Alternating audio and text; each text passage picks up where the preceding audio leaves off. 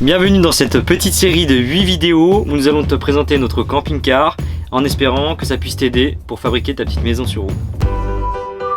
Salut à toutes et à tous, bienvenue dans une nouvelle vidéo de Moi c'est Peter. Marine et moi-même nous avons décidé de vous faire partager notre aventure dans la joie et la bonne humeur, mais surtout, restez nous-mêmes. Let's go! Salut, bienvenue dans cette nouvelle vidéo. Dans cette nouvelle vidéo, je vais te présenter la partie électrique rapidement, hein, on va effleurer le truc. Donc nous avons deux batteries Hankook à décharge lente de 130 ampères, ça nous fait 260 ampères, deux batteries. Alors ces batteries, ce sont de nouvelles batteries qui sont un peu en test, on a pris un risque, mais voilà, on les a pas payées cher, on les a payées 110 € chacune. C'est vraiment pas cher pour des batteries, pour l'instant ça fonctionne très bien, on n'a pas de problème. Avec ces batteries, on a donc notre convertisseur, comme on le disait, 1500 watts et 3000 watts en crête, qui est un pur sinus, et ça c'est hyper important pour pouvoir recharger vos appareils électroniques. Et bah du coup le courant il est bon, il est presque meilleur que dans une maison. Ok, donc pour faire simple, on a deux batteries, on a un disjoncteur 50 ampères qui permet de protéger la cellule en cas de surchauffe. Nous avons un bornier, plus et moins évidemment. Nous avons une prise RJ45 qui permet de gérer le convertisseur depuis là-bas, je vais vous montrer de suite. Et aussi là j'ai un système de prise qui fait que si on veut se brancher sur le 220, j'ai uniquement à switcher le frigo qui est ici. J'ai juste à le switcher ici et ça nous permet de passer le frigo sur le 220. Et ma rallonge en rouleur qui est pareil branché ici, qui me permet aussi, si jamais je veux la switcher là-bas, en 220.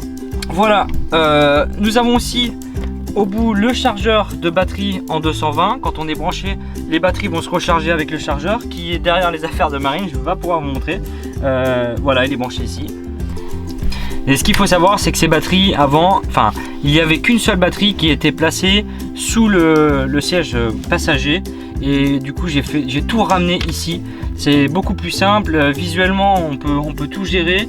Ok, donc là je vais te présenter la partie tableau de commande, on va dire général du camping-car. Ici nous avons donc l'alarme, cette alarme, c'est si jamais la batterie elle chute, vraiment la batterie cellule chute, il va se mettre à biper pour me dire attention il n'y a plus de courant. Là on a le voltmètre de la batterie cellule, on a le voltmètre de la batterie moteur. Et ici nous avons donc les lumières cellules, c'est deux points. Ici j'ai branché la caméra de recul, ça permet d'accéder à la caméra de recul quand je le souhaite. Elle n'est pas branchée sur les feux de recul parce que si jamais on prend la moto, eh bien je peux contrôler si les sangles vont bien. Et ici c'était donc la cassette, les toilettes, mais les toilettes marchaient plus, donc ce câble est disponible à l'arrière. Comme vous l'avez vu dans une ancienne vidéo, on a plutôt mis une douchette plutôt que d'utiliser le flush. Dans le cockpit aussi on a rajouté une lampe-LED parce qu'on voyait pas grand chose et il n'y avait pas de lumière, donc on a remis une petite lampe LED, voilà.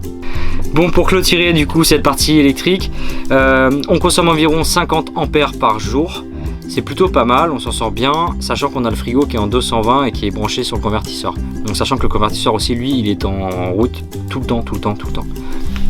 Donc pour l'électricité j'ai tout fait moi-même. Maintenant c'est vrai que c'est pas évident, c'est pas facile, ça demande énormément de temps.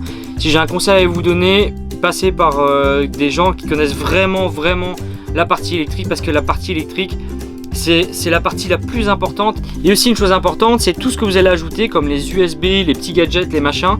Ajoutez un fusible à chaque fois qui correspond bien à votre dimension de câble, à votre ampérage, à votre longueur de câble.